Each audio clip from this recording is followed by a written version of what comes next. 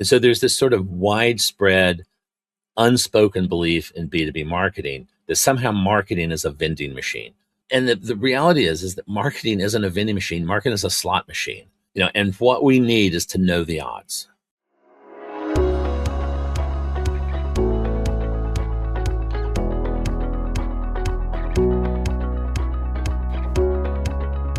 Well, we're back for another episode. And this week it's going to be a bit different. So Liam is back in Ireland visiting family this week. So it's going to just be me. He'll be back next week. So we'll be back together as a team next Thursday. But since this was a solo one, I wanted to do a little bit of a different sort of talk than what I've done in the past. So we've been going through a lot of stuff around MQLs and lead scoring so far. And what I want to do is to kind of pull this together and show people what we've been working on at the Insight Collective in terms of trying to take these ideas and turn them into specific products that we can offer clients. So today we're going to talk about the NextGen MQL, how all of these pieces tie together. So we'll start with a little bit of intro and background, and we're going to begin with the question, why the MQL? Because in the large pantheon of different things in marketing that are dead now, MQL is one of the more commonly mentioned ones. And I think that people who go on about that are just not thinking very deeply. It's easy to just, parrot what you've seen other people say on LinkedIn. It's a lot harder to think about it. But the MQL exists for a reason. And just because it's been badly done doesn't mean we don't need it.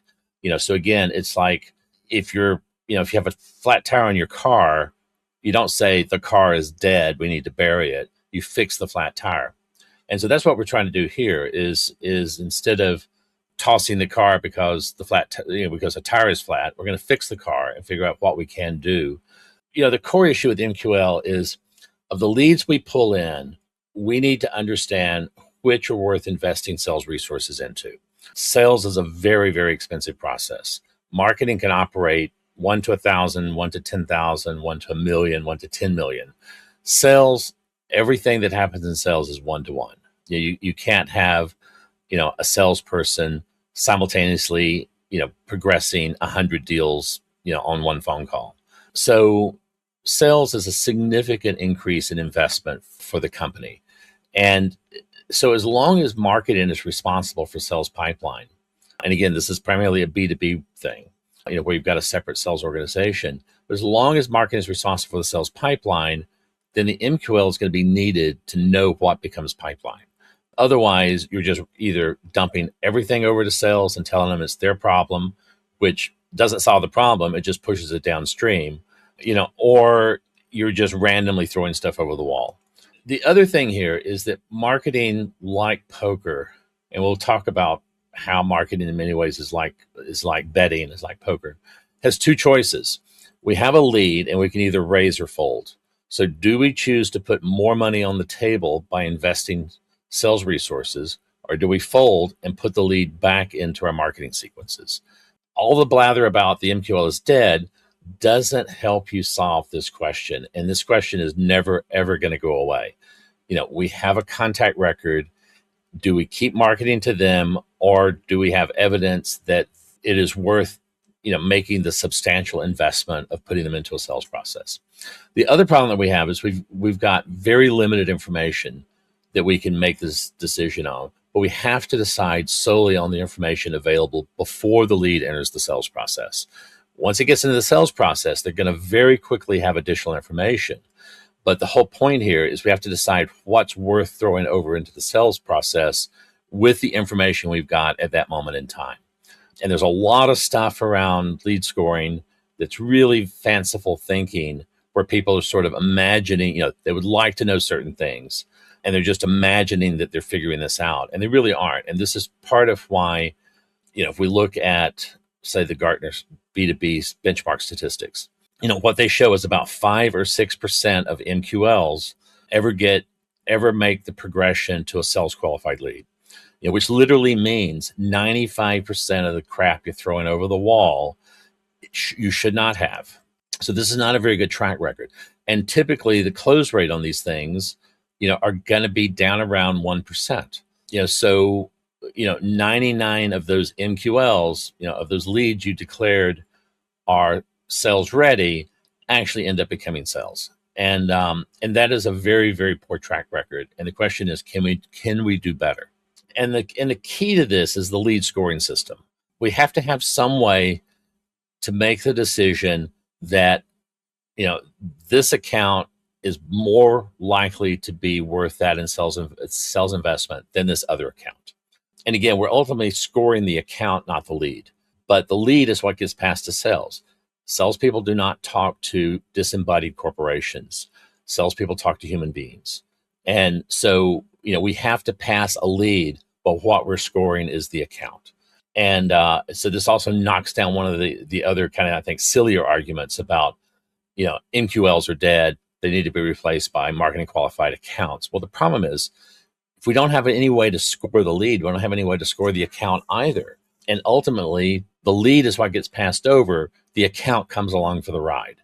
But what we have to score is because accounts are what spend money. Leads are what, the humans in the account are the ones that make the purchase decision, but the purchase is made by the account. So we have to be able to score the likelihood of that account to be able to become a closed won deal.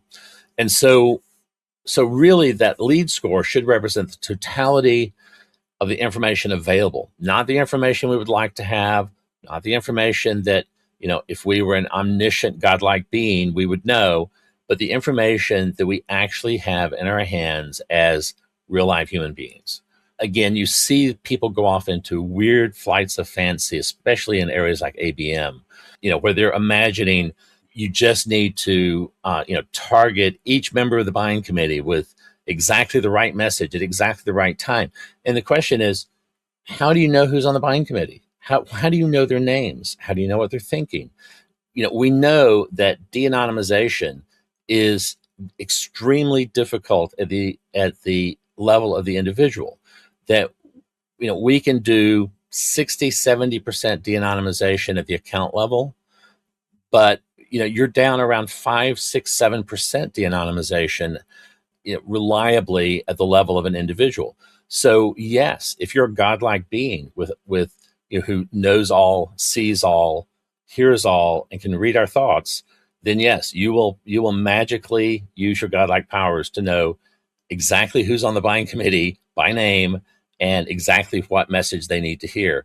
But the reality is, we don't have any of that information. This is just teenage fan fiction. We have to be very realistic about what we actually have available to us to make these decisions, and which is often much, much less than what we would like to have available. So the other thing is that we've got to pick the winners from the losers.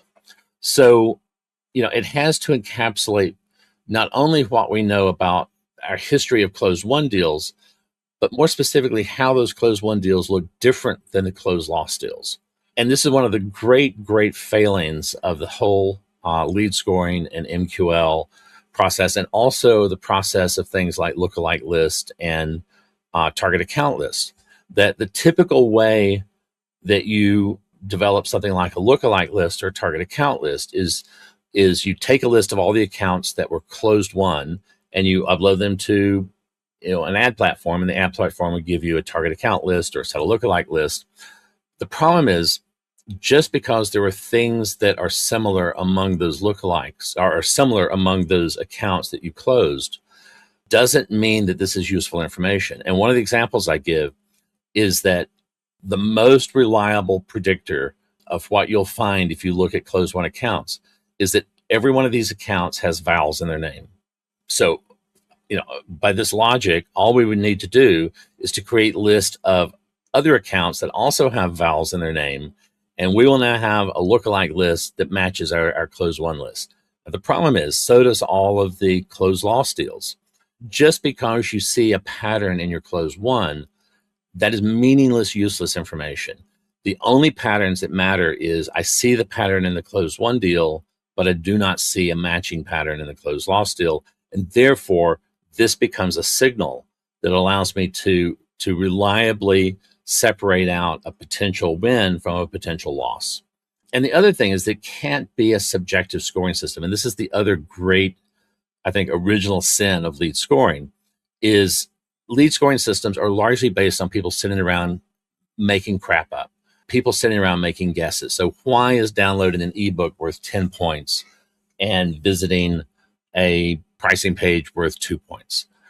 These are just numbers that people pulled out of thin air. They mean nothing. There's no validation. It's just people sitting around making up guesses. And the problem, if you make up the numbers, then next week, if it's convenient for you, you can make up a whole new set of numbers because there was no basis for the numbers that you created the first time. So why couldn't you just change it to an entirely new set of numbers that you make up at the last minute? And you see this is one of the great, correctly pointed out problems with MQLs and with lead scoring is that, if you're not quite making the your targets for the month, then suddenly downloading an ebook is now worth 20 points and visiting the pricing page is now worth 10 points instead of 2 points. And that way you can get them to the 100 points and be able to declare that they're sales ready in an MQL. And the problem is a good lead scoring system should be locked in place based on the available data and should not be amenable to you changing your mind or you making a different sort of guess this week than you made last week. And so this takes us really to bad lead scoring, which we have a lot of. And I think that the key reason that lead scoring is broken is that the bulk of lead scoring is based on this assumption that engagement with digital content is somehow equal to intent. And this is truly lead scoring's original sin. And because as it's been practiced for 20 years now, it's based almost entirely on this false belief that counting digital touch points is intent. But deeper than that, it assumes that we can gather up digital data and be able to reliably determine the internal mental state of a potential buyer that we've never seen. And and entire billion-dollar companies are based on this lie. And they've done a very good job of hoodwinking marketers. And one of the things that's interesting is this obsession, this obsessive belief in intent, this sort of almost religious faith that somehow we can divine intent from the bits and pieces of digital data that we can gather is so deeply embedded in B2B that it may take a generation to sort of purge this original sin from the B2B marketing world. And a good example of this is if you look at the founder of 6 Sense, recently came out and said intent data is dead. I don't think it gets more clear than this. And I would argue that it's not dead.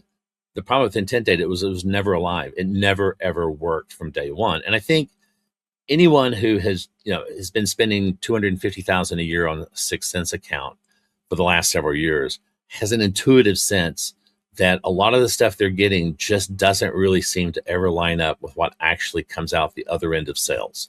And it's because it just doesn't work. The other problem is because again, if you look at something like the HubSpot lead scoring framework, half of it is counting engagement, digital touch point engagements for intent. The other half is signals that identify that they're in your ICP. But generally, these ICP signals that people come up with are very broad. I mean, they're basically trying to answer the question, is this company likely to ever buy a thing that looks somewhat like the thing we sell? But what it doesn't address is whether or not they're likely to buy it from someone who looks like you. And one of the things that we see in the B2B world is that, especially at the enterprise level, large companies tend to buy not based on how good the product is, and certainly not based on the best product. Large companies tend to buy based on wanting to buy from other large companies or from market share leaders. There are a lot of deals that come on the market that you simply never see because you never get into the consideration set, because you never ever will get into the consideration set. Just a quick side note, if you've got, if your company has 2% market share and you're competing with someone who has 20% market share, one of the things that we see for 2 decades now in things like the Gartner B2B benchmark, as well as data from Forrester, as well as data from BCG, is that across the board, B2B companies tend to have about a 20% close won rate, plus or minus about 5 points. So most companies are generally falling in that kind of 15 to 25% range. So if you've got a 2% market share company, how can you have a 20% close rate? Why don't you have a 2% close rate? And the answer is that literally 90% of the deals that enter the market, you have no idea about because you never qualify to enter their consideration set because you're too small, you don't have enough tenure, you just haven't been around long enough. There's lots and lots of reasons that have nothing to do with your product, that have to do with you, your size, your tenure, and your market share. So one of the things that we need to see in a good lead score isn't just, are they likely to buy something that looks like what we're selling, but are they likely to buy it from you? Because you don't really care that they're going to buy it from someone. What you care about is, are they going to buy it from us? The other thing that I think is a more pernicious issue in general, it's this thing I call false determinism. This notion of, if we can just get them to 100 points, it means they're sales ready. This is so wrong. That there is nothing deterministic in marketing. We think we do good targeting, but large percentages of people that our ads are put in front of, don't match our target or, are never going to buy from us. We think people see our ads, but most of the ads are never seen. We think people remember, but they never remember. There's all of these things that are very probabilistic. And any kind of a valid lead scoring system is going to have to fundamentally recognize that probabilistic nature. And so there's this sort of widespread, unspoken belief in B2B marketing that somehow marketing is a vending machine. You put, all of the senseless blather about ROI is vending machine talk. We put we drop $1 in the vending machine and we get a $10 bill out. And the reality is that marketing isn't a vending machine. Marketing is a slot machine. And what we need is to know the odds.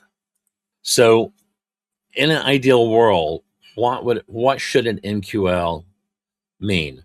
And, because again, an MQL is going to be based on some threshold criteria from a lead score. So a lead score should give us the probability of knowing the answers to certain questions. We will never have certainty. There's not enough information in the world. Too much information that's out there we can't capture. And even if we could capture all of it, it still wouldn't be enough to make these decisions. But we generally want to know, are they in the broad ICP? So this idea of broad ICP fit. So is this account likely to buy something that looks like what we're selling? If they're not, then nothing else matters. The next question is this account likely to be in market? Because again, if they're not in market, we're never going to sell anything to them. It's not like we're going to take someone who doesn't need what we have and isn't prepared to buy, and we're going to somehow, bludgeon them into writing us a check. It just doesn't work that way. But here's where it starts to get more interesting. This notion of buyer fit and seller fit. So buyer fit, is this account likely to buy from someone who looks like us? And then seller fit is, are we well suited to sell to an account that looks like them? And I think the seller fit idea is very often overlooked. Salespeople have this tendency to have this kind of innate belief in themselves that they can sell to anyone. And the reality is they can't sell to anyone. That selling to different types of organizations require different skill sets. And what you see typically in a company's sales organization is that over time, they've developed certain specific skills. They're very good at selling to certain types of organizations, and they've doubled down on the historical successes. And, and so the analogy is sort of like, for almost every sales team, it's like every day is leg day or every day is arm day at the gym, and you get these kind of very distorted bodies as a result. So I think, so you have to take into account, are you prepared to sell to someone who looks like this account? And a specific example is, I spent a fair amount of my career in biotech, and there are lots of companies that were really good at selling to like an individual graduate student or postdoc in a lab. But a lot of these products, the bigger market, were major medical institutions. But you go to a major hospital system or any kind of a major medical institution, and they have just these mind-numbingly complex procurement processes. that is just endlessly bureaucratic, and you get anything wrong and you just get dropped out of the process. And that is a skill. And so you would see companies that had direct competitors who were significantly larger because they had cracked the code on how to sell into hospital systems, where these other companies had never really managed to make it beyond selling to just an individual researcher or graduate student in a lab. And so, this idea of seller fit is really critical and not something that marketers ever think about, because marketers don't think about sales. But again, the lead score is designed to create the MQL, and the MQL is the interface between what marketing does and what sales does. And the MQL is the answer to the question, is this account worth investing the significant resources required to put them in a sales process? So we've got to think about, once we put it in the sales process, is that sales process equipped to sell to them? And then the last thing is customer value fit. Is this account likely to become a high value customer? And within an organization, this is a CFO centric issue. It is not an issue that sales ever thinks about, because sales lives on commissions, and commissions are short term. What was the size of the close, the average customer value on the close, because I'm going to get a percentage of that as my commission. And so, if you look at this list, customer value fit is really a CFO organizational level metric. Seller fit is really about how well the sales team is going to, how efficiently the sales team will operate with that lead. Buyer fit is starting to get to more into the marketing arena. And then obviously broad ICP and in-market is in the marketing arena. But the key thing here is that all of these things matter to the organization. You're not trying to optimize for marketing. You're not even trying to optimize for sales. You're trying to optimize for the overall success of the organization. And so one of the questions you have to ask is, if I have two accounts that are in market, have equivalent levels of buyer fit, they're fully prepared to buy from us, we're equally prepared to be able to sell to them, but one of these accounts, is going to churn in 6 months, and the other one will likely be with us for 10 years, then, which account should we go after? And the answer is, we're going to go after the one that's worth 10 or 20 times as much over their lifetime. That's the right solution, which means that we cannot have a lead scoring system, and we cannot have an MQL that does not take into account this notion of lifetime customer value. And there are ways to be able to estimate this. So I want to talk about kind of the sort of psychological, philosophical approach to a new way of thinking about scoring and a new way of thinking about leads. Because again, the old way was based on fantasy notions that we can, know things that we can't know about the world. So these false beliefs about the information that's available to us to make a decision, and these sort of false fantasy notions of determinism, that somehow we can know when they're sales ready, that we can know when they have intent, that we can know, one of the dumbest things that has ever emerged in marketing is the phrase, right person, right place, right time.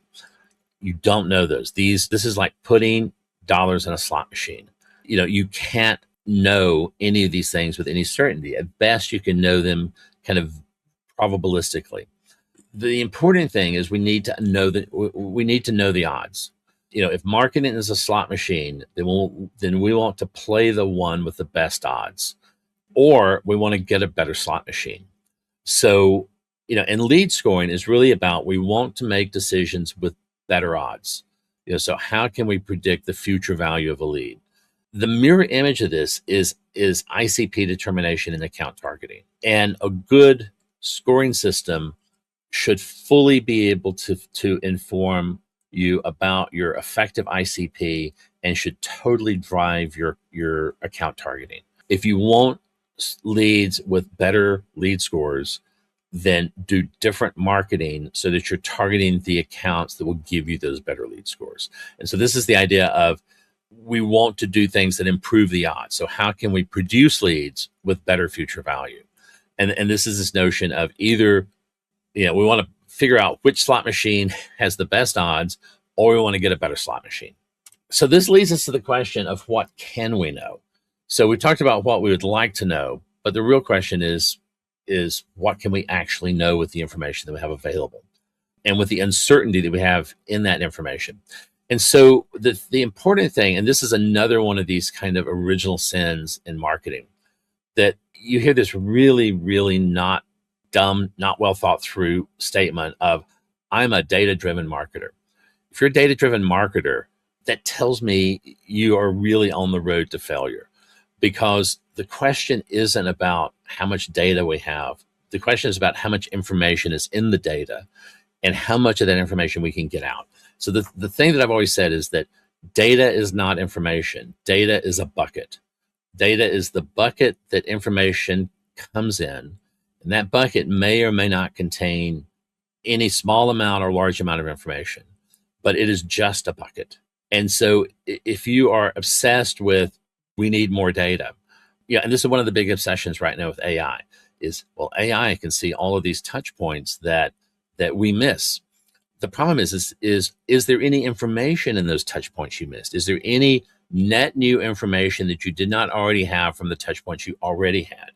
And an analogy on this is, pretty sure everyone's been to the doctor and everyone's probably been sent to do some kind of a blood test. When you go in and do a blood test, they do not remove 5 liters of blood from you. They don't drain every last drop in your body to run the test. They take a cc, they take a few drops, because they don't need all the data. They need enough data to extract the amount of information they need from that data to make a decision, to make a diagnosis. And yes, if they drained every drop of blood in your body, they would have a lot more information about you than if they took a cc. But they might have 0.1% more information about you than they already have from just drawing the cc. This analogy carries directly into marketing. Most of the data that we gather contains little or no additional information than what we had from the earliest data that we gathered. So the question here is, of these major things we would like to know, what can we know? And so the biggest one is broad ICP fit. And I think this is where engagement data really, really is a great proxy. And the analogy here is that if I've got if I'm a SaaS company selling software to accountants, if someone comes and looks at one article on the site, is that a good customer? Well, we don't know, because we don't really know whether they're an accountant or a truck driver that had an accounting question or someone who accidentally clicked the wrong link. But if that person comes back and looks at 10 articles, then it's pretty likely that they're an accountant, because only an accountant would have this sort of persistent interest to keep coming back and producing a higher engagement rate. If it was someone who accidentally clicked on a link and didn't mean to land on your page, they're probably never coming back. But at the same time, if someone downloads 100 articles, are we 10 times more certain that they're an accountant than if they downloaded 10 articles? No. We're maybe, 5% more certain that they're an accountant, but we pretty much knew that they were an accountant by the time they had downloaded 10 articles. We don't need the extra information or the extra data, because the extra data doesn't bring us any net new information. But for broad ICP fit, one of the things you'll see is that even if they're never going to buy from you, they still very likely can come and look at your content if they're interested in learning more about the category as a whole. But just because they're looking at you doesn't mean they're going to buy from you. But it does mean they're likely to buy at some point in the future. Doesn't mean they're in market, and it doesn't mean that they'll ever buy. I mean, they could be a competitor, a tire kicker, they could be a job seeker. And the next question is in market fit. And this is the just senseless obsession that B2B marketers have had now for 20, 25 years, that somehow with digital data, we can magically read minds, because intent is an internal mental state. We are literally saying that we can count up clicks and be able to read a human mind from counting clicks, and we clearly cannot. So the problem with in-market fit is there's very little ability to reliably infer intent with touchpoint data or with digital signals. And the core problem here goes back to, not the question of our close one deals all downloaded 10, all read, 5 blog articles. That's great. But what if it turns out that your close one deals all read an average of 10 blog articles? that probably means that your blog articles are killing your sales, because the more articles they read, the less likely they are to buy from you. You got to talk about the difference between winning and losing and what characterizes your wins from your losses, not just what your wins look like. And this is the problem with in-market fit, is that you can't tell the difference between a high intent and a low intent person because their digital footprint looks too similar. There's a little bit of predictive value, but it's very, very tiny. And this is why companies like Sixsense and Bombora are struggling right now, because they've been around long enough and enough people have been using their data to start to get a sense that it's really not doing what they said that it was doing. So the next one is the buyer fit and the seller fit. And here I'm combining it into a single concept of buyer-seller fit. And I'm combining it because it is very hard to separate out questions like, did we lose the deal because they were never going to buy from us? Or did we lose the deal because did we lose because we were bad at selling the deal? But we do have data available that gives us the combined answer of this. And so this notion of buyer-seller fit is something that we can very precisely measure and predict based on historical CRM data. So there are ways to take that data, build statistical models, and be able to very precisely give you an estimate of overall buyer-seller fit. The combination of, are they likely to buy from someone who looks like you? And then, are you prepared to sell to someone who looks like them? And then the last part is customer value fit. And if we know whether or not there's buyer-seller fit, then it's fairly straightforward to then predict future CLTV, even for entirely new accounts that you have no history with. Now, these are very different modeling techniques than what almost any marketer has been exposed to around calculating CLTV estimates. But you can literally make estimates of an account you've never done business with and estimate what their cadence of purchases will be over time and how long they'll be with you before they churn. And again, these are probabilistic estimates. It's not like I can predict it's not like I have a crystal ball and I can predict the future and know that they will churn, in August of 2028. But what I can do is I can give you, their likelihood to stay with you is X number of months or X number of weeks, plus or minus some uncertainty. And their cadence of purchases is going to be X number of dollars per month or quarter or year with some uncertainty. And so with the two of these, we can do reasonably good predictions of future customer lifetime value, as a forecast. So the next piece on here is this idea of thinking in bets. And a good lead scoring framework predicts the future by thinking in bets. So marketing is poker, it's not chess. So the deal with chess is, if you're sitting in front of a chessboard, you have godlike omniscience. You know the exact position of every piece. You know exactly what every piece is, can do, and you know every potential option available to you and to your opponent for their next move. So there is no hidden information, and your moves are fully deterministic. It's not like, you decide to move the knight, but then you have to roll a set of dice to decide, whether or not it actually landed in the square you intended it for. It's completely deterministic. And too many marketers look at marketing as a deterministic game, and it is not. You're playing poker. And what that means is that decisions have to be made with incomplete information, hidden variables, and luck. A good decision can lose, and a bad decision can win. And so one of the things you want to do is to avoid what's called resulting. Do not judge whether a decision was good solely by whether the outcome was good. Outcome is a mixture of skill, luck, timing, and randomness. You need to think in probabilities, not in certainties. So you need to replace thinking like this will work with, I think this has a 60 to 70% chance of working. Because the idea is this makes your beliefs testable. And it surfaces the fact that they are beliefs. They're not certainties. You do not have godlike omniscience. You're working with limited data. And again, if you think about a poker player, that poker player would like to know exactly which cards every opponent on the table is holding. They would like to know all the cards that are still in the deck and exactly the sequence of the cards, starting with what's at the top of the deck. What they do know is the cards they're holding in their hand, and then any cards they've laid down already. So what they want to know is a lot more than what they can know. And yet a really good poker player can consistently beat everyone around them, even though they've only got a tiny fraction of the available information. And this is where we are as marketers.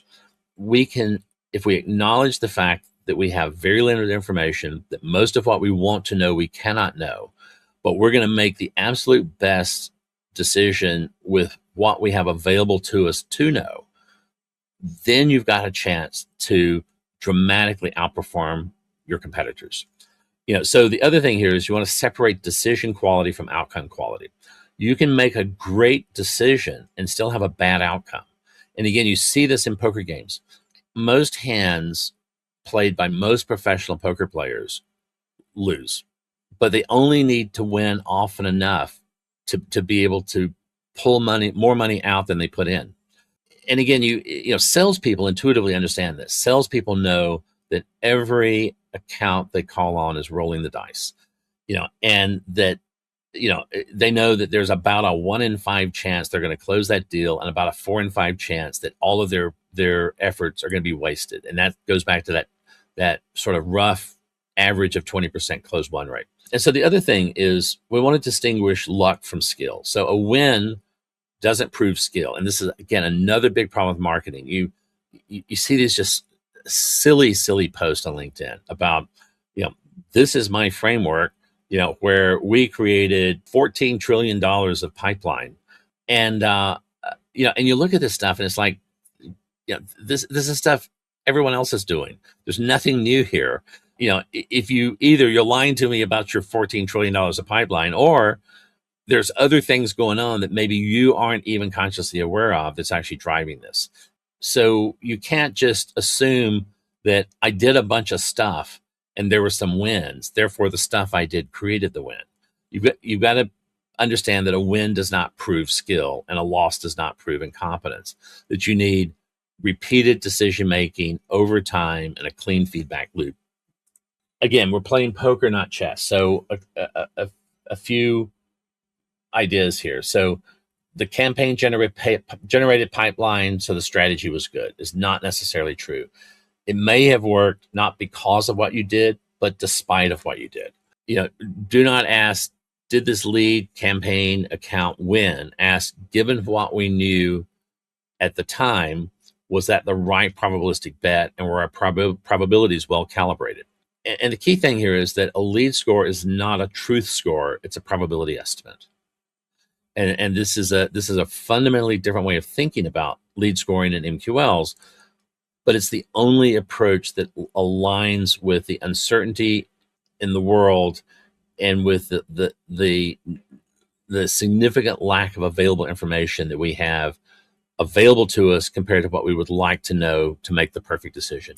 So how do we turn this into actual action? Because it's great to talk about what doesn't work, and it's fun to talk about what could work, but the only thing that matters is boots on the ground, in the trenches, in the mud. How do you actually make this happen in a real company with real leads, a real sales team, and a real marketing effort? And that's what we're going to look at here. So predicting the future. And what we've been working on is really kind of a 3-tier model here. And the notion is to go from intent-based to value-based scoring, to come up with estimates of the value of these leads, within an objective model, within the framework of probabilities, of not, knowing that we cannot have certain knowledge. And so there are 3 parts to this model. The first one is what we call category expansion, so rising and falling markets. And this idea is there organic growth in the underlying category? And we see this in technology companies. We're seeing this right now with AI companies. There are sections of the AI market that are growing 100, 200, 300% per year. If you go back 20 years ago to the early days of the CRM in the early 2000s, the CRM market was growing at above 100% per year in the early 2000s.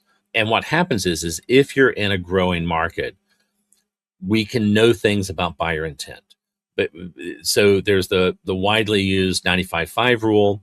it turns out that expanding categories break the 95-5 rule and break it dramatically. And if we can identify geographic pockets of high growth areas for your category. So for instance, one of the things you see right now today is that the CRM category is still growing pretty good in the US, nothing like it was 20 years ago, but we're still at about 13.5 or 14% annual growth rate in the US.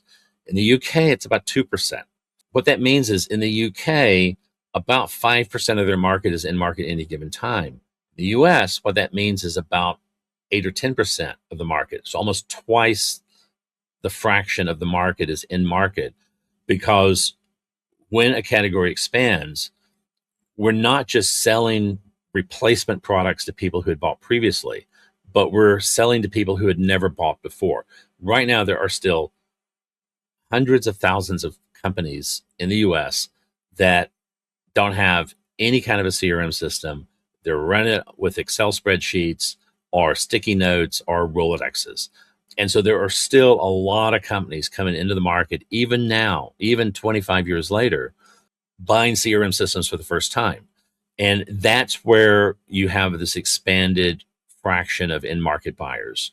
And we can measure this. The next one is this idea of buyer-seller fit. And we use an approach called vector modeling. And again, the idea is look at your historical patterns and determine the sort of companies that are likely to buy from you and the sort of companies that you seem to be well equipped to sell to. And then the last one is the Firmographic CLTV, so customer value fit. Which leads are likely to become valuable long-term customers, not just close-won deals.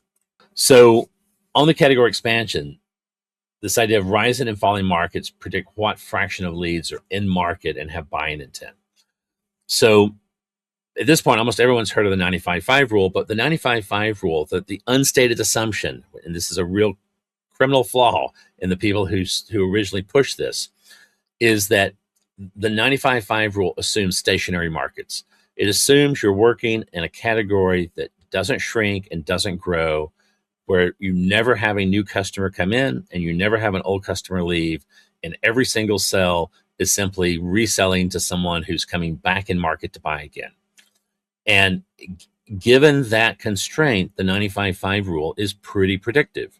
You look across many categories and industries, B2B and B2C, and what you see is that most of them fall in a range of about 3 to 7%, so about 5% plus or minus about 2 percentage points. There's a few that are a lot lower, very few that are much higher. But the deal is if you're in a rising market, you're not just looking at repeat buyers. You're looking at the repeat buyers plus the new entrants into the category that represent the category growth. So, for instance, if you're in a category that's doubling every year, then about 25% of the market is in market, not 5%. There's a 5% that are coming back to buy again, and then there's another 20 percentage points of buyers that are coming in for the first time. And that's what gives you the 100% per year growth, the doubling every year. Obviously, these are difficult things to measure. And what we've developed is the use of share of brand aware search. So this is not share of search. This is share of brand aware search, which is a much narrower category than just broadly share of search. The idea is most of the sales in a category are typically to 8 to 12 companies. Now, what you'll typically see is there'll be 2 double-digit market share leaders. They may have 15, 20, 30% market share. There might be 3, some cases there may be even 4 market share leaders. And then there'll be a big group of laggards, of companies with typically single market share. And what you'll typically see is kind of a mid-tier with like 1, 2, 5, 6% market share. There'll be 4, 5, or 6 of those.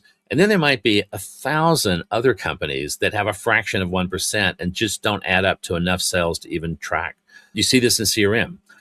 5 CRM brands sell 75% of CRM deals, but there are 1,900 CRM brands on the market.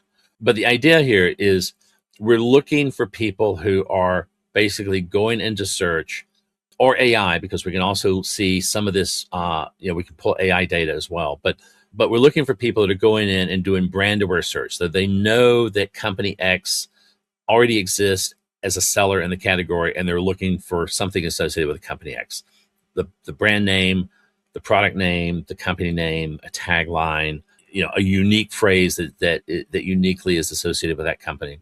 And then we can track this over time and map it to very granular geos. So we've got this detailed process to track these changes, for your specific product categories expansion, segmented down to geos, down to the DMA level. And what this means is it's not necessarily useful to say, oh, we're going to only market in the US versus in, these are too big a categories. What you'd like to know is, okay, that's fine. You're going to market in the US. So how much of your money are you spending in Des Moines, or in, Lafayette, Louisiana? Is that where your customers are? And if they are there, is that where is that where your customer base is growing? What you really want to know is there are these 5 DMAs where there's a lot of activity for, related to the product. And that's where we need to put our money. And so this goes back to this idea of, we either need to know we need to choose the best slot machine, or we need to find a better slot machine. And this is the idea of market where you're going to get the best results using data, in this case, about rising and falling markets. So the second one is around buyer-seller fit. And the key notion here is around this notion of sales efficiency. We call this vector modeling, partly because of some of the math underneath the model that we use to actually produce the numbers. And this gives you an example of kind of a slice through the data. This is kind of a multidimensional vectorized space that we're building based on historical CRM data. It sounds sophisticated. At its core, it could all be done in Excel. You can drop it into a machine learning system and do it faster and easier. Not going to get any better results, but if you wanted to, you could just do it all in Excel. It's not complicated. And there's not really any math or statistics beyond about the 8th grade level here. So this is not hard, but you have to have the right structure to the model, and you have to know what you're trying to extract from the model. But the notion here of buyer-seller fit is really closely tied to this notion of return on sales effort. Return on sales effort is not a notion that marketers think about. It's something that salespeople think about, but it's not something that marketers think about. But marketers should, because what we want to do is to put leads into the sales pipeline that will maximize the return on sales effort. And what that means is we want leads to close at the highest average value for the least input of sales effort. And a lot of times this means, sometimes very complicated portfolio balancing in your leads. So for instance, a larger number of low ACV leads that close quickly has the same business value as a smaller number of high ACV leads that close slowly. So again, this is this notion of almost a sense of portfolio marketing here, in that, as in an investment portfolio, we're putting some money in stocks, we're putting some money in bonds, we're putting money in high growth stocks, we're putting money in, highly stable stocks. But the key on that is, in all of these investments, we're trying to balance risk and return. And that's what we're doing here. What's the right mix of leads that will allow the sales team to maximize business, maximize the flow of revenue recognition events for the least amount of sales effort? And the key thing here is that we've got to look at close loss and close won. We talked about this earlier. If you've got a machine learning model, I don't care how fancy you think it is, if all you're feeding it is your close won deals, it is broken. It is so broken that it's worthless. If you're doing lookalike list by taking your list of close won accounts and uploading it, it is worthless. That you have to be able to make these decisions based not on what my wins looked like, but how my wins look different than my losses, because it costs you just as much to go after a deal you lose, especially on the sell side, as it does to go after a deal you win. The only difference is, one, you get nothing back, and one, you get something back. And so again, this is this idea of a slot machine. You put $1 in, you pull the handle. It takes just as much muscle power to pull that handle on the slot machine and lose that turn as is to win the turn. And so what you want is, the slot machine with the best odds, or a different slot machine with, that you can engineer with better odds. But the key thing here is this notion of you cannot score based on working backwards from success. You cannot look at, at the things that characterize your wins and know anything about what worked. And any kind of a lead scoring model has to incorporate that concept as a foundational principle. So the idea here is that, we can build, a model that is specific to your company by analyzing historical CRM data, and we can build a model unique to your historical patterns. And the last thing here is the Firmographic CLTV. So predicting customer lifetime value for prospects you've never done business with. And this breaks into two parts. So what's the likely purchase cadence of a future customer? And then how long are they likely to stay before churning? So we can't know the future, but we can know the past, and we can predict a probabilistic version of the future based on that past. So we can break accounts down into this matrix of characteristics. We can look at how each of those individual characteristics in your historical accounts contributed to both revenue events and churn events. And then we can apply those individual pieces. We can look at a future prospect and see which of these characteristics are present in that future prospect. And then we can apply that historical data to make an estimate of how long that prospect will be with you and what kind of revenue cadence you would expect from them over time. And so the idea is you end up with a model based on your specific customer history, because your ability to hold a customer and your ability to extract revenue from them may be quite different than, a direct competitor's ability to, either hold them or extract revenue from them. So, it's not enough to think about this from the standpoint of the customer. That's an important part, but you also have to incorporate into it historical information about what your organization has uniquely been able to do or not do well, in terms of both getting the maximum amount of revenue and the maximum amount of lifetime out of a given account. And so we can pull all of these pieces together into this notion of a NextGen MQL. And so the idea is we have this ability to do MQL scored by monetary expectation value. And expectation value is this concept that comes from economics and from economic modeling. And so the notion is, if you have a slot machine and you know that each pull of that slot machine, you've got a 1% chance of a payoff, but that payoff is going to be $100 if it pays off. Then the expectation value of each pull of the slot machine is $1. So it's 1% times $100. And then that raises the question of how much am I willing to spend to get one more opportunity to pull the handle on the slot machine? And the answer is, you should not be willing to spend more than, at or more than $1. So if you're putting in $1 and your long-term average payout is $1 per slot machine pull, then it's a wash. If you're putting in $2, the house is winning.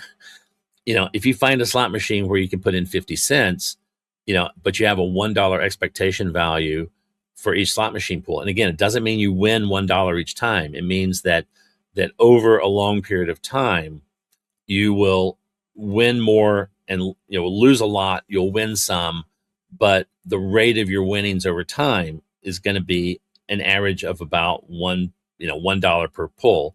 And so if you can find a slot machine where you can put 50 cents in and have a $1 expectation value on a pull, you're doubling your money over time. And that's what we want to do here. We want to make sure that the leads that we are handing over to sales, we can't know if they're going to be closed won. We can't know if we're going to win that deal. But the idea is that we want to know what's the expectation value of that deal, the chance that we're going to close times the expected lifetime value if we did close. And then how does that compare against what it costs us to produce the lead and what it costs us to sell the lead? This is a very different sort of probabilistic way to back into ROI, actually. So the idea is that we can have these estimated probabilities to close from the rising and falling markets modeling and the vector modeling.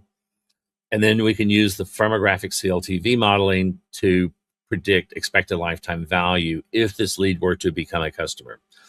And that gives us a monetary expectation value scoring. So we combine the two. So the example is if we have a 20% chance to close, but we're predicting a $250,000 expected lifetime value, that means that lead has an expectation value of $50,000 plus or minus some amount of uncertainty, that based on the details of the data. So this gives us a very different way to score leads. The nonsense about 10 points for downloading an ebook and 1 point for visiting the pricing page, and as soon as we rack up 100 points, then we will deterministically declare that this is now officially a sales ready lead. These are worthless numbers. That they do not tie to anything that's happening in reality. What we have here is something that gives us not only a highly transparent model. So, this is what we call a glass box model as opposed to the black box models you get from AI. So when something works or doesn't work, we can go back and determine precisely how we arrived at that scoring. And that can give us information about, are we missing something? Are we not including something? You cannot do that with these AI models. These AI models, you're stuck with a black box. You know what the score is that they're giving you, but you have no idea how it arrived at that number. Even the people who built the machine learning models can't tell you. But the idea here is we have a glass box model. We can see exactly how this is done. And we can think in terms of actual monetary value and actual likelihood to close. And so now we're measuring the things that we can then go back and try to engineer into our marketing. So again, the idea is if you want a better lead, market to accounts that are going to produce leads with better scoring. And this gives you this ability to do this. And this is the other thing that makes us very different, because if you're looking at a points-based lead scoring system, how do I target someone who's going to download a lot of ebooks? That's a nonsensical statement. But with this kind of a modeling approach for lead scoring and MQLs, we now have this bidirectional model where give me a bucket of leads and I can score them. Or I can take the same model and I can say, we're going to go after companies that look like this. We're going to build target account list and build lookalike list based on things that will give us good lead scores. So you can actually take this and work backwards and use this to define your ICP, not your ideal ICP, but your ICP of people that are likely to buy from you and that you are prepared to sell to. So it really, really has the ability to drive not just how you pass things to sales, but what you're doing back upstream in terms of your own targeting, your own account list, and your own media buys.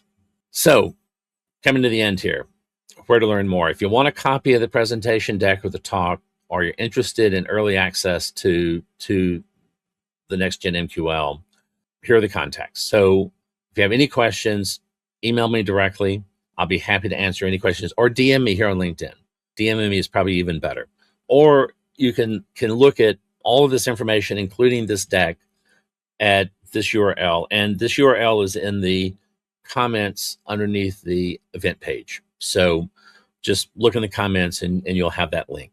And feel free to reach out to us with any questions, or if there's any interest. If this sounds like something that, if you're not happy with your 6 Sense data, if you're not happy with your lead scores, or better yet, if your sales team is unhappy with what you're delivering to them as MQLs, if you're struggling with things like ICP definition and, effective account targeting, all of this is a framework for addressing those sorts of issues.